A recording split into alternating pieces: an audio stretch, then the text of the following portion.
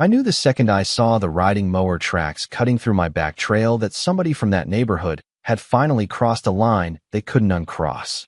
Then I saw the pile: branches, wet grass clippings, busted drywall, old mulch bags, even somebody's rotten patio furniture stacked right up against my fence like my land was some kind of public landfill. And the thing that really got me wasn't even the trash. It was how comfortable they looked doing it on the security footage, laughing while they dumped it over the fence like they'd done it 100 times before.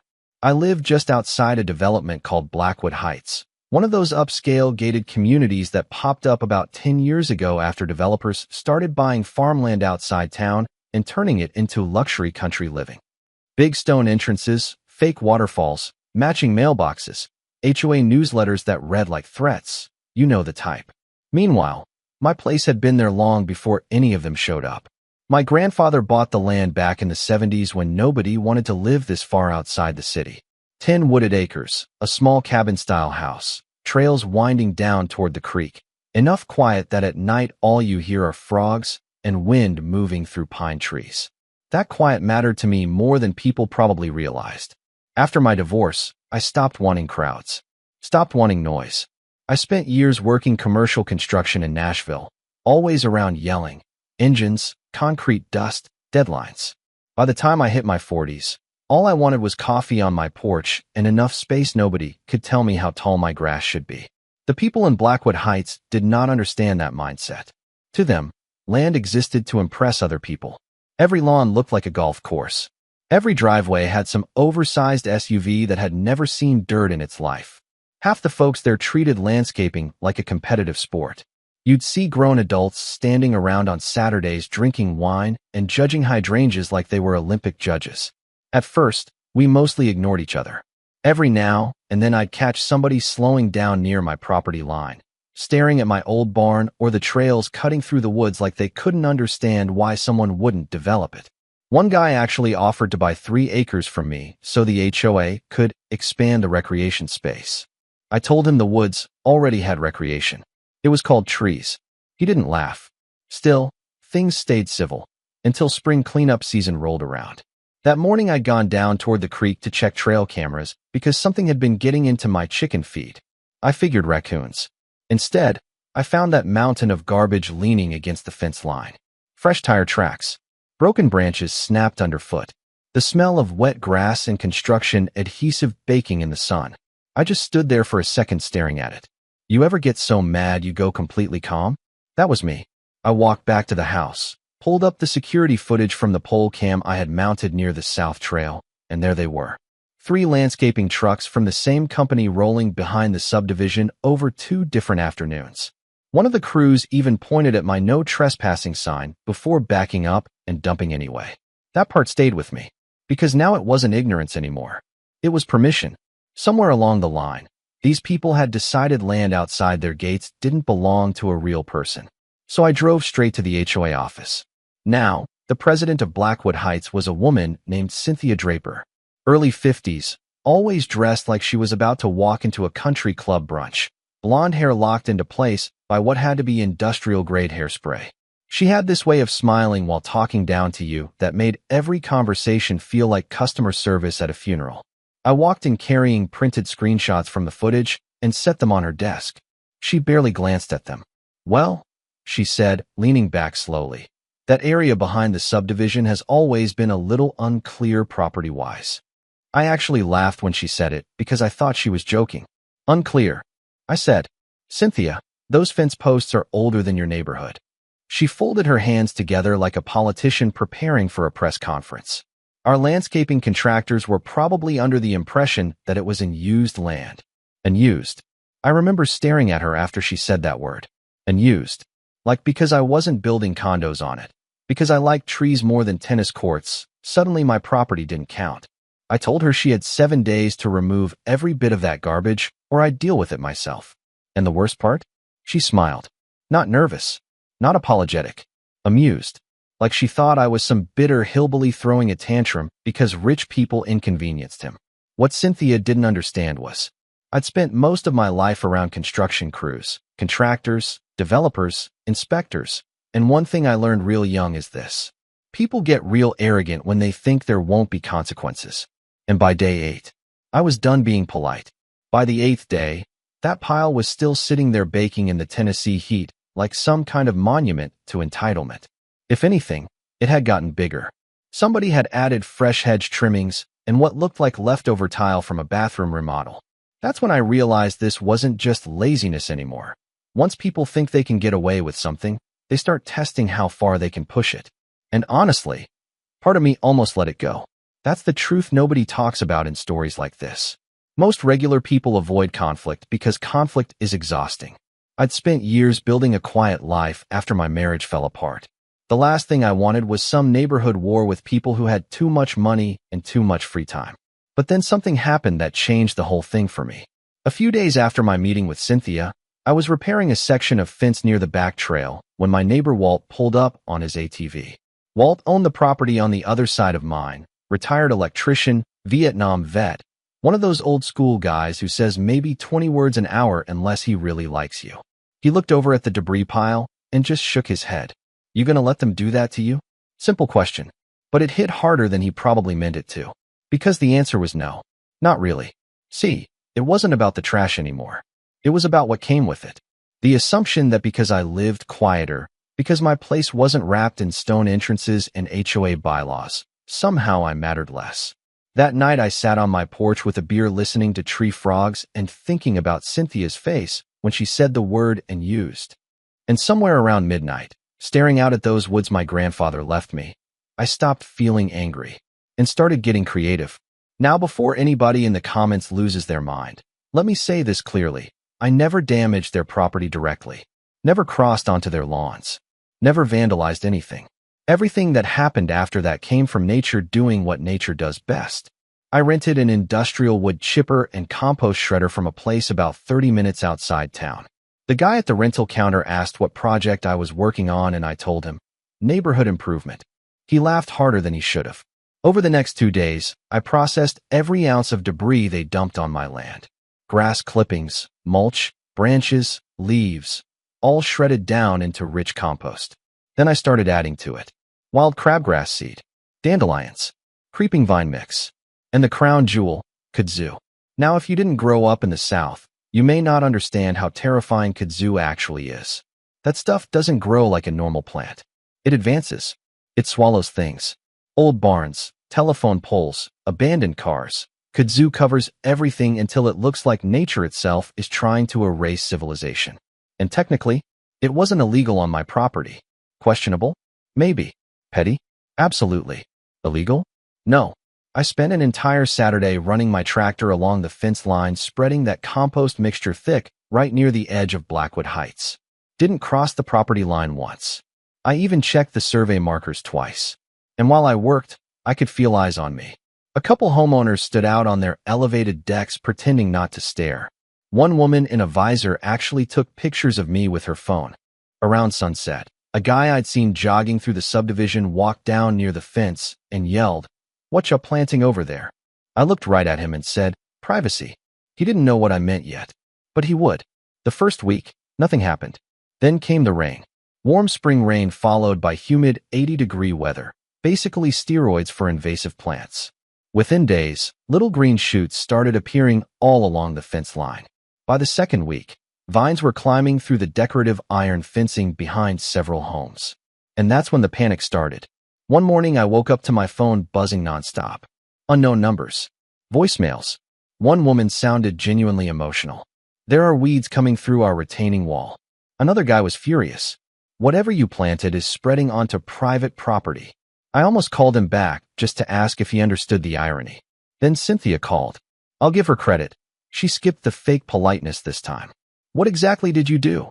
she snapped the second I answered. I leaned back in my porch chair and watched 2 deer move through the tree line while she talked. "Well," I said calmly, "I recycled the material your residents illegally dumped on my property. You planted invasive species next to our homes." "No," I said. "I improved my soil quality on my land. Remember? The gray area." Silence. You could actually hear her trying not to explode. By the 3rd week, Blackwood Heights looked like it was losing a fight against the jungle. Thick vines crawled under fences. Dandelions exploded across pristine lawns like yellow fireworks. Crabgrass spread through sprinkler systems and flower beds. One house near the southern edge got hit the worst. The vines wrapped around decorative shrubs and climbed halfway up a pergola before landscapers hacked them down. And those landscapers? Same company. I recognized the trucks immediately. One afternoon, I watched them from my trail cam footage spraying chemicals near the property line while homeowners stood nearby arguing. At one point, Cynthia herself showed up wearing sunglasses and white tennis clothes like she was arriving at a hostage negotiation. That should have been enough. Honestly, if they'd just admitted they screwed up, I probably would have let the whole thing in there. But rich people with too much pride almost never stop digging once they start losing. A week later, I opened my mailbox and found a certified letter from an attorney representing the Blackwood Heights HOA. 12 pages long, threatening legal action over intentional ecological damage and vegetation encroachment affecting property value. I remember sitting at my kitchen table reading that thing twice because I couldn't believe the audacity. These people dumped construction waste on my land, then threatened to sue me because plants grew near their fence. That was the moment the whole situation changed from neighborhood drama into something bigger. Because unlike Cynthia and her little HOA board, I actually knew how county enforcement worked. Years in construction taught me something important. Local inspectors love paperwork when it's handed to them clean and easy. So instead of calling a lawyer, I called the county environmental office. And once the inspector saw the footage of those landscaping trucks dumping debris over my fence, the expression on his face changed immediately. That man actually paused the video, leaned back in his chair, and said, "Well, these folks are about to have a very expensive month." The county inspector showed up 3 days later in an unmarked pickup wearing jeans, work boots, and the kind of expression that told me he was already tired of everybody involved before the conversation even started. His name was Russell, older guy, probably late 60s, former contractor himself from the sound of it. He walked the fence line slowly while I explained everything, stopping every few feet to take photos of the debris pile, the tire tracks, the remnants of construction materials still mixed into the compost. Then I showed him the security footage. Not edited, not dramatic, just clean timestamps of landscaping trucks backing up to my property and dumping load after load over the fence while workers joked around smoking cigarettes. Russell watched the whole thing without speaking. When the third truck appeared on screen, he muttered, "Jesus Christ, they didn't even try to hide it." That's when I knew Blackwood Heights was in trouble. See, what most people don't understand is counties take illegal dumping seriously for one reason above all else: liability. Once construction debris enters private land, especially near water runoff areas, it becomes an environmental issue. Paint residue, treated wood, adhesives, chemicals, suddenly it's not yard waste anymore. And my creek ran less than 200 yards downhill. Russell asked me one question before leaving. "You want this handled informally or officially?" I thought about it for maybe 2 seconds. "Officially." He nodded once like he expected that answer all along. About 10 days later, the storm hit. The landscaping company got fined first. Then each homeowner involved got separate citations.